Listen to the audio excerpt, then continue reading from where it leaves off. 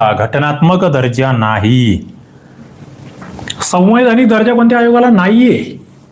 घटनात्मक दर्जा कोणत्या आयोगाला नाहीये. वित्त आयोग, केंद्रीय लोकसेवा आयोग, मागासवर्गीय जातीचे व मागासवर्गीय जमातीचे राष्ट्रीय आयोग, योजना आयोग, नीती आयोग. वित्त आयोग म्हटलं की कलम 280 किती जणांना आठवलं सांगा बघू मला. केंद्रीय लोकसेवा आयोग म्हटलं की कलम आठवतंय, कलम 315. कलम पाहिजे घटनेमध्ये तर ते काय असतं, घटनात्मक असतं, संवैधानिक असतं. राष्ट्रीय मागासवर्गीय आयोग आठवतोय, 102वी घटनादुरुस्ती आठवते.